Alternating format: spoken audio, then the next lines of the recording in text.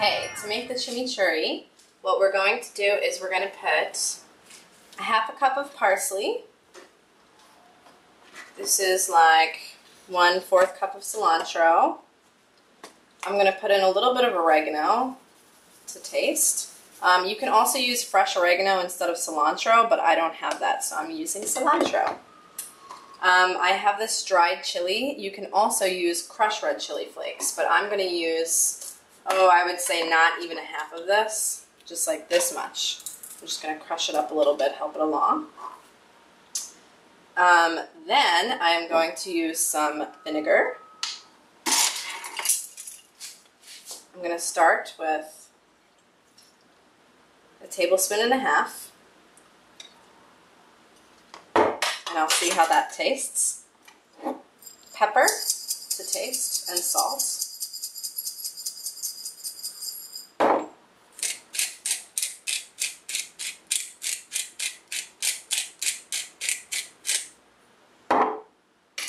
going to put some cumin in there, about a teaspoon.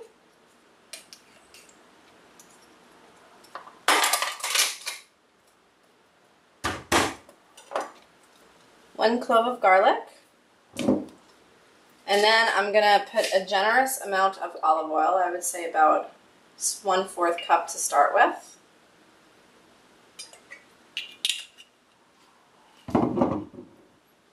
Okay, I'm going to cover that and give it a spin, and then I will taste it.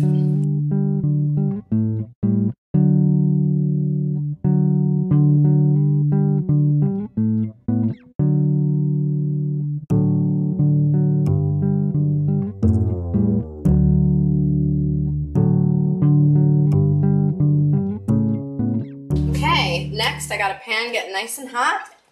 I'm gonna get some oil and a little bit of butter in the pan.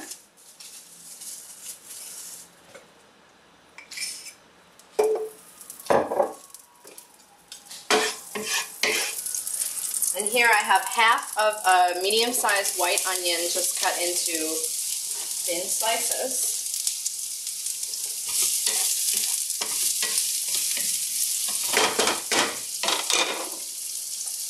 Add some salt, pepper,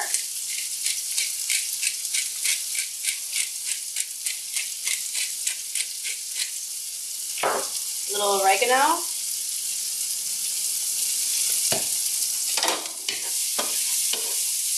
okay, and I'm just going to get these nice and softened and caramelized. That will probably take between, I don't know, I would say 5 and 6 minutes. So when I think they're ready, I'll let you know how long it took, and I'll see you back. So I'm going to put some pepper, good amount of salt, and once again some oregano on top. And that will be ready for the pan soon. What would be even better is if you had a barbecue grill, but unfortunately I don't have one of those, so can't do that. Alright, I'll see you back. Okay, so it's been about 5 minutes, so I'm going to remove these to the pan. They're nice and browned and caramelized and a little crispy.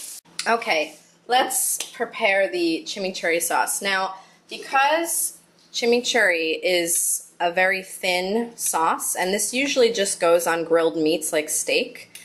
We need to thicken it up a little bit, because if we put this on a sandwich, it would be absolutely delicious, but it would go all over the place and be a really messy sandwich, which I don't mind, but we're gonna just try it out this way and see how it comes out. So I just have a little bit of mayonnaise here, just enough to kind of create a binder, and I'm just gonna put about, I don't know, I would say 2 tablespoons of the chimichurri, and I'm going to give that a mix. So this will kind of help, you know, it thicken up a bit without ruining the flavor of the chimichurri too much. And you know, I really like mayonnaise. You can also do this with softened butter, or you can try it with yogurt. If you wanted, you can add some mustard, but I just wanted to keep the flavor of the chimichurri, so let me give it a taste. It's really good. I just got some butter in the pan, and that's basically it.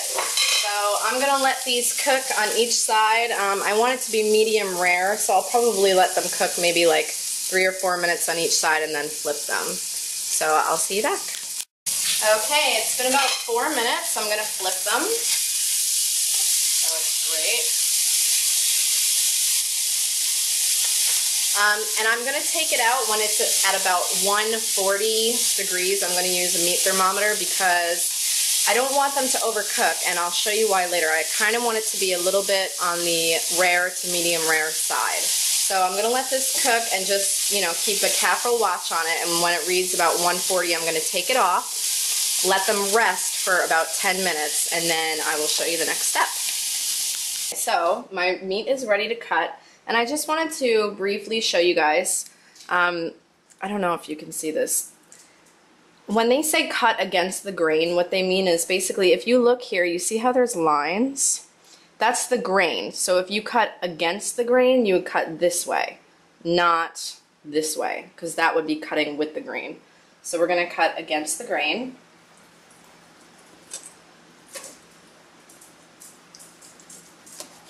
And one of the downfalls about living in a country where you can't read the characters is it is very difficult to know what kind of cut of meat you're buying sometimes, depending on what kind of store you go to. I went to Carrefour to get this, and I had no idea what cut of meat it is. So it's not, you know, the most tender. It's probably not ideal for making steak, but I think it will do, and as long as I slice it really, really thin, I think it will still be absolutely delicious. Okay, so I got these in 2 portions because I'm making 2 steaks. Time to assemble my sandwich. So I'm gonna put some of this Chimichurri mayonnaise on here, and what the hell, I'll do it on both sides because it's so delicious. Alrighty. Next, I'm going to put my meat.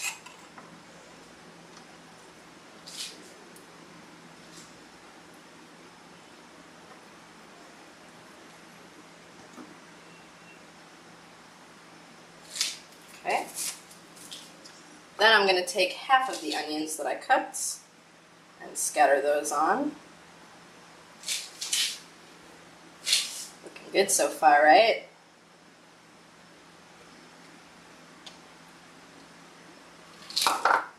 Then I'm going to take a delicious slice of provolone. I'm going to break it a bit because it's a little big.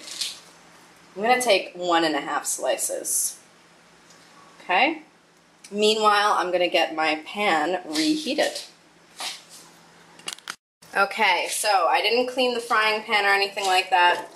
I put a tiny bit of butter in here. It's getting nice and hot. I'm just going to go ahead and stick my sandwich on there. And then you want to use some kind of weight. I'm using an old cast iron skillet. So I'm going to stick my cast iron skillet right on there. And I am going to let that go for about 1.5 minutes, and then I will flip it over. Okay, time to flip. Oh yeah, nice and crispy. Put it back on for another minute, and then we're ready to plate. Okay, time to cut my beautiful sandwich.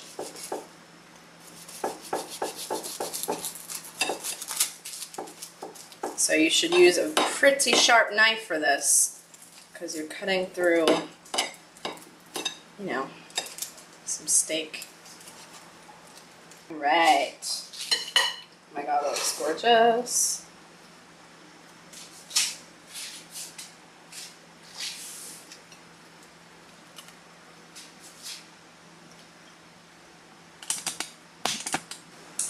Okay, everybody, time for me to taste my creation. This was inspired by a trip that I took about almost 4 years ago now to Argentina. I went to Buenos Aires, and it was definitely amazing food culture. They had the best dulce de leche and chimichurri and the best steaks, and it was just a really good time. Really awesome city. So yeah, tried to recreate it a little bit in my home, but I know I can never be authentic, but I'll try. Okay, here it goes. It looks so good.